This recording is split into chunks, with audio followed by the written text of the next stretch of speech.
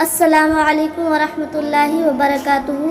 امام حسین رضی اللہ تعالی عنہ نے میدان کربلا میں خیمہ نصب فرمانے کے بعد سب سے پہلے اپنے اہل بیت و رفقا و احباب کو جو خطبہ اور نصیحتیں فرمائیں، اس کا مضمون کچھ اس طرح سے تھا۔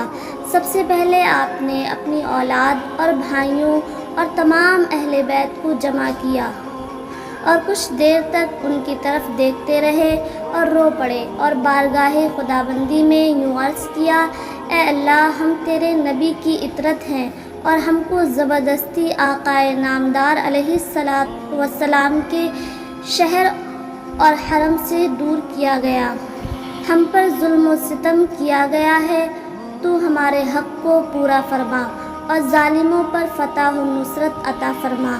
عام لوگ دنیا کے بندے ہیں اور انہوں نے دین کو مذاق بنایا ہوا ہے، اور وہ دین میں ظاہری طور پر اس وقت تک رہتے ہیں جب تک ان کی مالی حالت بہتر رہتی ہے، لیکن جب کسی آزمائش کا وقت آتا ہے تو دیندار بہت کم لوگ ثابت ہوتے ہیں۔ آپ نے اپنے ہمراہیوں کو مخاطب کرتے ہوئے فرمایا کہ میں آپ کو اس کی خاص نصیحت کرتا ہوں کہ جب ہم پر مصیبت اور تکلیف اور موت یعنی شہادت آئے تو میری مصیبت اور مفارقت پر صبر کرنا، اور جب میں مارا جاؤں تو خبردار اپنے رخساروں پر تماچے نہ مارنا، اور اپنے چہروں کو نہ نوچنا، اور اپنے بالوں کو نہ نوچنا، اور اپنے کپڑے نہ پھاڑنا، اور وابیلا کی صدائیں بلند نہ کرنا۔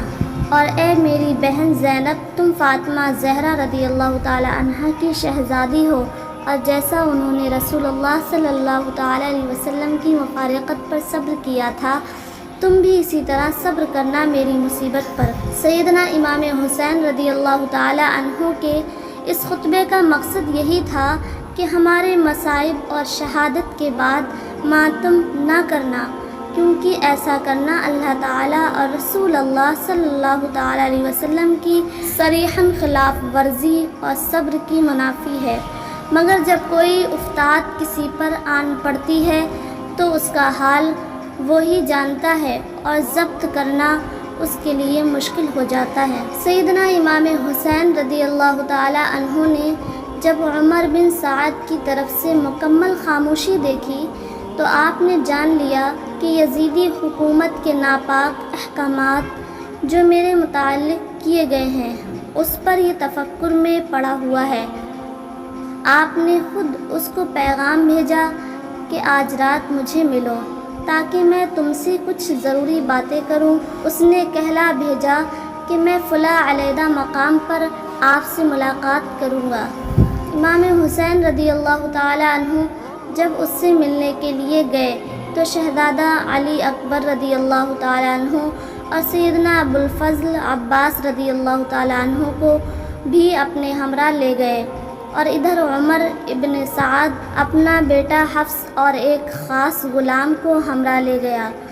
امام علی مقام رضی اللہ تعالی عنہ کے اس رویے سے پتہ چلتا ہے کہ وہ ابن سعد کی اس مایوسی کو بھی برداشت نہ کر سکے اور خود اس کو ملنے کی خواہش ظاہر کی، تاکہ دشمن کو کسی بات کا کہیں وہ سراغ نہ مل سکے جس سے وہ خود کو بارگاہ خداوندی میں عذر کر کے بچا سکے، اور یہ حکیمانہ قدم تھا۔ دوران ملاقات امام حسین رضی اللہ تعالی عنہ اور عمر بن سعد کے درمیان گفتگو ہوتی رہی، اور موجودہ صورتحال پر کئی امور زیر بحث آئے اور سلسلہ کلام بڑھتا گیا، یہاں تک کہ آپس میں کچھ خاص باتیں بھی ہوئیں جن کا حاصل یہ ہے۔ دوران گفتگو امام حسین رضی اللہ تعالی عنہ نے فرمایا: کیا تو اس خدا سے نہیں ڈرتا جس کی بارگاہ میں حاضر ہونا ہے؟ تو مجھ سے جنگ کرتا ہے، حالانکہ تو اچھی طرح جانتا ہے میں کسی کا فرزند ہوں، اور اس قوم کو چھوڑ اور میرا ساتھ دے کہ یہ بات خدا کی خوشنودی کے زیادہ نزدیک ہے۔ اس کے جواب میں عمر بن سعد نے کہا: مجھے خوف ہے کہ میرا گھر ڈھا دیا جائے گا۔ امام حسین رضی اللہ تعالی عنہ نے فرمایا: اگر ان لوگوں نے تمہارا گھر ڈھا دیا تو میں تمہیں گھر بنا دوں گا۔ عمر بن سعد نے کہا: مجھے خطرہ ہے کہ کہ میری جائیداد ضبط کر لی جائے گی۔ امام حسین رضی اللہ تعالیٰ عنہ نے فرمایا، میں اپنے مال سے تیری موجودہ جائیداد سے بہتر جائیداد تجھے لے کر دوں گا۔ عمر بن سعد نے کہا، میرے اہل و عیال ہیں، مجھے ان کی ہلاکت کا بھی ڈر ہے۔ اس کے بعد ابن سعد خاموش ہو گیا اور امام حسین رضی اللہ تعالیٰ عنہ اٹھ کر کھڑے ہوئے اور فرمایا، تجھے کیا ہو گیا؟ اللہ تجھے نہ بخشے گا اور توقع ہے کہ تو اب زیادہ دیر تک عراق کی گندم نہیں کھا سکے گا۔ عمر ابن سعد نے بطور تمسخریہ کہا، اچھا گندم نہ ملی تو جو کھا کر گزارا کر لیں گے۔ یہ اس کا ایک مذاق تھا، آپس کی آخری باتیں۔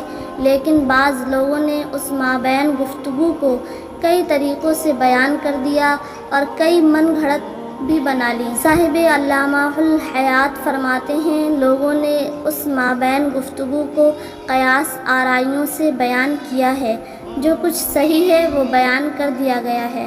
میرے پیارے ویورز، اگر میری ویڈیو پسند آئی ہو تو میری ویڈیو کو لائک اینڈ شیئر کریں، میرے چینل کو سبسکرائب کریں۔ السلام علیکم ورحمۃ اللہ وبرکاتہ۔